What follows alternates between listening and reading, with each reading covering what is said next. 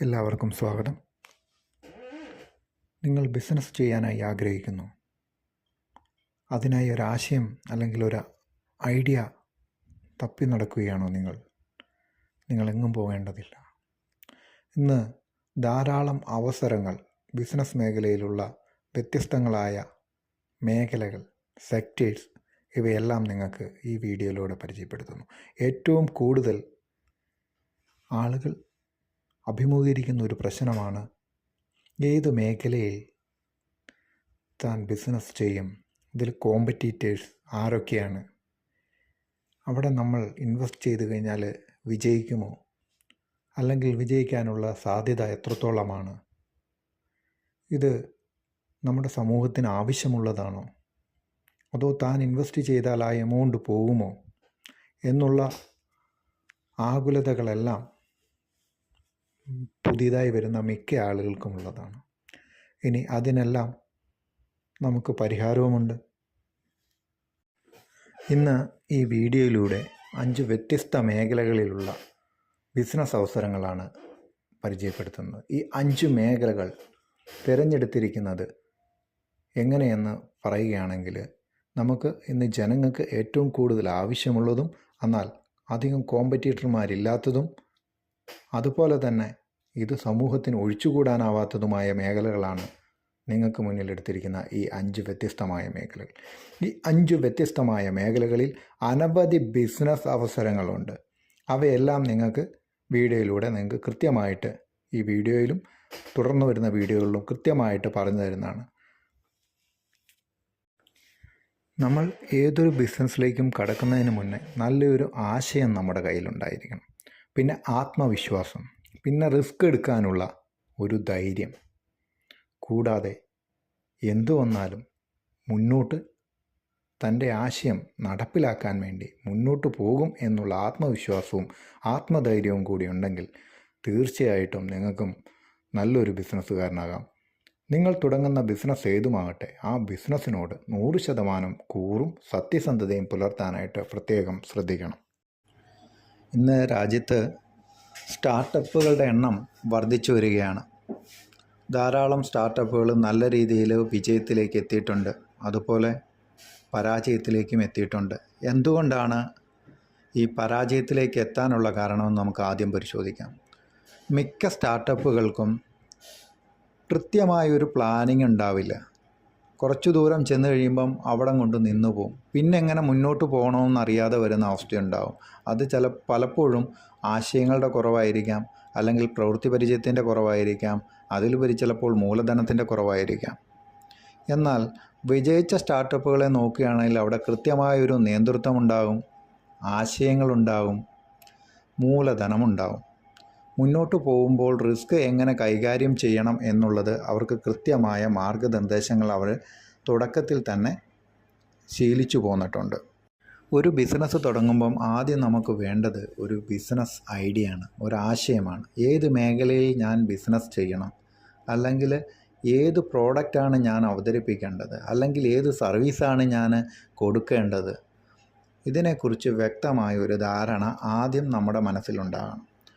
അങ്ങനെ ഒരു ആശയം നിങ്ങളുടെ മനസ്സിൽ വന്നാൽ അടുത്ത സ്റ്റെപ്പ് അതിനെക്കുറിച്ച് കൂടുതൽ മനസ്സിലാക്കുക, അതിനെക്കുറിച്ച് കൂടുതൽ അറിയുക. അത് എവിടെ നിന്ന് നിങ്ങൾക്കറിയാൻ സാധിക്കും? നിങ്ങൾ പതുക്കെ പുറത്തേക്ക് ഇറങ്ങുക, മാർക്കറ്റ് വീക്ഷിക്കുക. താങ്കളുടെ കോമ്പറ്റീറ്റർ ആരൊക്കെയാണ്, എവിടെയൊക്കെയാണ് താങ്കൾ ഉദ്ദേശിക്കുന്ന സർവീസ് അല്ലെ പ്രോഡക്റ്റ് കൊടുക്കുന്ന ആളുകളുള്ളത്, അവരുടെ വ്യവസായം നോക്കി മനസ്സിലാക്കുക. എന്തൊക്കെ കാര്യങ്ങളാണ് അവിടെ നടക്കുന്നത്, അല്ലെങ്കിൽ അതിൻ്റെ പ്രവർത്തനം എന്തൊക്കെയാണ്, ഇതൊക്കെ മനസ്സിലാക്കുക. അതിനുശേഷം അതിൻ്റെ റിസ്ക് ഫാക്ടർ എന്തൊക്കെയാണ്, അത് തരംതിരിച്ച് മനസ്സിലാക്കുക.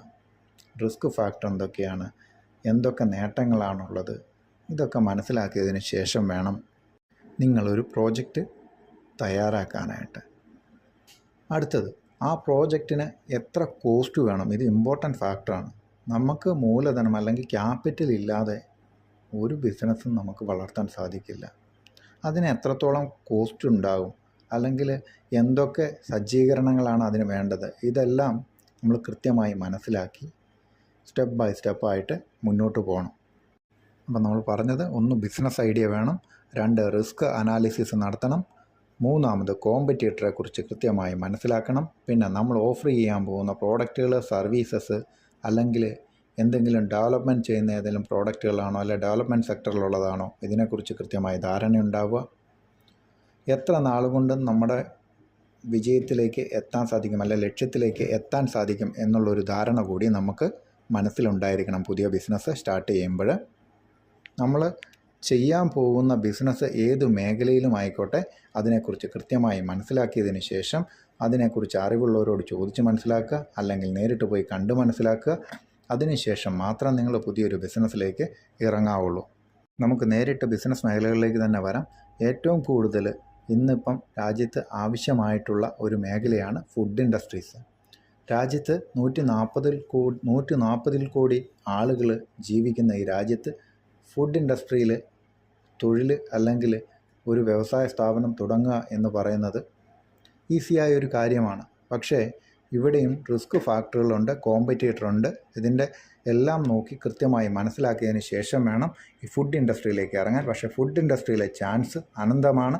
നിങ്ങൾക്ക് ഏറ്റവും നല്ലൊരു വിജയം ഈ മേഖലയിൽ നിങ്ങൾക്ക് കൈവരിക്കാൻ സാധിക്കും. നൂതനമായ പ്രോഡക്റ്റുകൾ അല്ലെങ്കിൽ ആശയങ്ങൾ, അതുമല്ലെങ്കിൽ അത് ഡെലിവറി ചെയ്യാനുള്ള സംവിധാനങ്ങൾ, അങ്ങനെ വ്യത്യസ്തമായ ഐഡിയകൾ സംയോജിപ്പിച്ചുകൊണ്ട് ഫുഡ് ഇൻഡസ്ട്രിയിലേക്ക് ഇറങ്ങുകയാണെങ്കിൽ അവിടെ ധാരാളം ബിസിനസ് അവസരങ്ങൾ നിങ്ങളെ കാത്തിരിക്കുന്നുണ്ട്.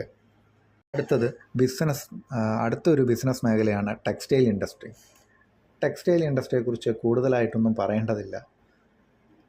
ഇന്ത്യയിലെന്നല്ല, ലോകത്ത് എല്ലായിടത്തും ടെക്സ്റ്റൈൽ ഇൻഡസ്ട്രിക്ക് അതിൻ്റേതായ പ്രാധാന്യമുണ്ട്. ധാരാളം അവസരങ്ങളുള്ള ഒരു മേഖലയാണ് ടെക്സ്റ്റൈൽ ഇൻഡസ്ട്രി. കൃത്യമായ പഠനവും അതോടൊപ്പം തന്നെ നേതൃത്വ പാഠവും ഒരു നല്ല ആശയവും മൂലധനവും ഉണ്ടെങ്കിൽ നിങ്ങൾക്കും ഈ ടെക്സ്റ്റൈൽ ഇൻഡസ്ട്രിയിൽ പങ്കാളിയാകാം. അതേപോലെ തന്നെ ഒരു നല്ലൊരു ബ്രാൻഡ് സൃഷ്ടിക്കാനും നിങ്ങൾക്ക് സാധിക്കും. അടുത്ത ഏറ്റവും കൂടുതൽ അവസരങ്ങളുള്ള ഒരു മേഖലയാണ് ഇ കൊമേഴ്സ്. ഇ കൊമേഴ്സിനകത്ത് ധാരാളം ബിസിനസ് അവസരങ്ങളുണ്ട്. അത് പറഞ്ഞാലും തീരില്ല. അതൊക്കെ നമ്മൾ അടുത്തടുത്ത ദിവസങ്ങളിൽ ഉള്ള വീഡിയോസിനകത്ത് ഇ കൊമേഴ്സ് ഇൻഡസ്ട്രിയിലെക്കുറിച്ച് വ്യക്തമായിട്ട് പറയുന്നതാണ്. അതിനകത്ത് ധാരാളം തൊഴിലവസരങ്ങളുണ്ട്. നമുക്ക് ഡയറക്റ്റായിട്ടും ഇൻഡയറക്റ്റായിട്ടും നമുക്ക് ബിസിനസ് ചെയ്യാവുന്ന ഒരു മേഖലയാണ് ഇ കൊമേഴ്സ് സെക്ടർ. ഇതിലെ വരുമാനം എന്ന് പറയുന്നത് നമുക്ക് ചിന്തിക്കാവുന്നതിലും അപ്പുറമാണ്. അവിടെ കൃത്യമായ സർവീസ് പ്രൊവൈഡ് ചെയ്യുക എന്നുള്ളതാണ് ഇ കൊമേഴ്സ് ഇൻഡസ്ട്രിയുടെ ഏറ്റവും പ്രത്യേകത. അവിടെ കൃത്യമായി സർവീസ് പ്രൊവൈഡ് ചെയ്യാനുള്ള കഴിവ് നിങ്ങൾക്കുണ്ടെങ്കിൽ തീർച്ചയായിട്ടും നിങ്ങൾക്ക് ഇ കൊമേഴ്സ് ഇൻഡസ്ട്രി ചേർന്നതാണ്. അടുത്ത ഇൻഡസ്ട്രിയൽ സെക്ടറാണ് അഗ്രികൾച്ചർ മേഖല. അഗ്രികൾച്ചർ മേഖലയിൽ ധാരാളം അവസരങ്ങളുണ്ട്. അവ കണ്ടുപിടിക്കണമെന്ന് മാത്രമേ ഉള്ളൂ. നിങ്ങൾ ആത്മാഭിമാനം എന്ന് പറയുന്നത് ഒരു അവസ്ഥ വെച്ചുകൊണ്ടാണ് നിങ്ങൾ മുന്നോട്ട് പോകുന്നതെങ്കിൽ, അതായത് ഞാൻ കൃഷി ചെയ്യില്ല, അല്ലെങ്കിൽ എനിക്കിത് പറ്റത്തില്ല, ഈ ജോലി ചെയ്യാനായിട്ടുള്ള ബുദ്ധിമുട്ടുണ്ട്, കൃഷി മേഖല അങ്ങനെയാണ്, അല്ലെങ്കിൽ അത് എൻ്റെ സ്റ്റാറ്റസിന് ചേരത്തില്ല എന്നുള്ള ചിന്താഗതിയൊക്കെ ഉണ്ടെങ്കിൽ നിങ്ങൾ ദയവായി അത് മാറ്റിവെക്കുക. അഗ്രികൾച്ചർ മേഖല ഇന്ന് ലോകത്ത് എല്ലായിടത്തും 1-ാം സ്ഥാനത്ത് നിൽക്കുന്ന ഒരു മേഖലയാണ് അഗ്രികൾച്ചർ ഇൻഡസ്ട്രി. അഗ്രികൾച്ചർ ഇല്ലാതെ ഒരു വ്യവസായവും നിലനിൽക്കത്തില്ല. അഗ്രികൾച്ചർ ഇൻഡസ്ട്രിയിൽ നിങ്ങൾക്ക് വിരലിലെണ്ണിയാൽ തീരില്ല, അതുപോലെ അവസരങ്ങളുള്ള മേഖലയാണ് അഗ്രികൾച്ചർ ഇൻഡസ്ട്രി. അടുത്തൊരു മേഖലയാണ് ട്രാൻസ്പോർട്ടേഷൻ സെക്ടറിലും അവസരങ്ങൾ ധാരാളമാണ്. ഇനിയും അവസരങ്ങൾ ഉണ്ടായിക്കൊണ്ടിരിക്കും. കൃത്യമായ പഠനങ്ങൾക്ക് ശേഷം മാത്രമേ ഏത് വ്യവസായമാണെങ്കിലും നിങ്ങൾ ഇറങ്ങിത്തിരിക്കാവുള്ളൂ. അതുപോലെ ആരുടെയും ഉപദേശത്തിന് വഴങ്ങി ഒരു മേഖലയിലും നിങ്ങൾ ബിസിനസ് ചെയ്യാൻ ഇറങ്ങിത്തിരിക്കരുത്. നിങ്ങൾ സ്വയം ചിന്തിക്കുക, സ്വയം പ്രവർത്തിക്കുക. ഇല്ലെങ്കിൽ നാളെ ഉണ്ടാകുന്ന ഉത്തരവാദിത്തങ്ങൾ അല്ലെങ്കിൽ അതിൽ നിന്നുണ്ടാകുന്ന പാർശ്വഫലങ്ങൾ നിങ്ങൾ തന്നെ അനുഭവിക്കേണ്ടി വരും. നിങ്ങൾ കൃത്യമായി പഠിക്കുക. നിങ്ങൾക്ക് ഏറ്റവും അഭിരുചിയുള്ള മേഖല ഏതാണോ ആ മേഖലയെക്കുറിച്ച് കൃത്യമായിട്ട് പഠിക്കുക. അതിനെക്കുറിച്ച് കൃത്യമായ ഒരു അറിവ് നേടുക. ആ അറിവ് നേടിയതിന് ശേഷം അതിന് ഇന്ന് മാർക്കറ്റിലുള്ള പ്രസക്തി എന്താണ് അതിനെക്കുറിച്ച് മനസ്സിലാക്കുക. ഇനി വരാൻ പോകുന്ന ഫ്യൂച്ചറിൽ അത് നിലനിൽക്കുമോ എന്നുകൂടി നോക്കുക. അതിനുശേഷം വേണം നിങ്ങൾ ബിസിനസ്സിലേക്ക് ഇറങ്ങാനായിട്ട്. അത് ഏത് മേഖലയിലുള്ള ബിസിനസ് ആയിക്കോട്ടെ, ഏതുമായിക്കോട്ടെ, നിങ്ങൾ തീർച്ചയായും അതിനെക്കുറിച്ചൊരു പഠനം നടത്തണം. പ്രസൻറ്റ് നോക്കുക, ഫ്യൂച്ചർ നോക്കുക, പാസ്റ്റ് നോക്കേണ്ട ആവശ്യമില്ല. നിങ്ങൾ ചെയ്യാൻ പോകുന്ന ബിസിനസ്സിൽ പാസ്റ്റ് എന്തായിരുന്നോ അത് നോക്കണ്ട. പാസ്റ്റ് എന്ന് പറഞ്ഞത് കഴിഞ്ഞു പോയ കാര്യങ്ങളാണ്. അതിനെക്കുറിച്ച് നിങ്ങൾ വറി ചെയ്യേണ്ട ആവശ്യമില്ല. നിങ്ങൾ ഇപ്പോഴെന്താണോ അത് നോക്കുക, ഫ്യൂച്ചറിൽ അതിനുള്ള ഡിമാൻഡ് നോക്കുക. ഇത് നോക്കിയതിന് ശേഷം നിങ്ങൾ ബിസിനസ്സിലേക്ക് ഇറങ്ങുന്നതിന് മുന്നേ ഒന്നുകൂടെ ഓർമ്മിപ്പിക്കുന്നു, കൃത്യമായ പഠനം ആവശ്യമാണ്. അതിനുശേഷം നിങ്ങൾ ബിസിനസ്സിലേക്ക് ഇറങ്ങാവുള്ളൂ. തുടർന്ന് വരുന്ന ദിവസങ്ങളിൽ ഓരോ മേഖലയിൽ ഉണ്ടായിട്ടുള്ള വ്യത്യസ്തമായിട്ടുള്ള തൊഴിൽ മേഖലകൾ ഏതൊക്കെയാണ്, എന്തൊക്കെയാണ്, എങ്ങനെയൊക്കെയാണെന്നുള്ളത് വ്യക്തമാക്കി തരുന്നതാണ്.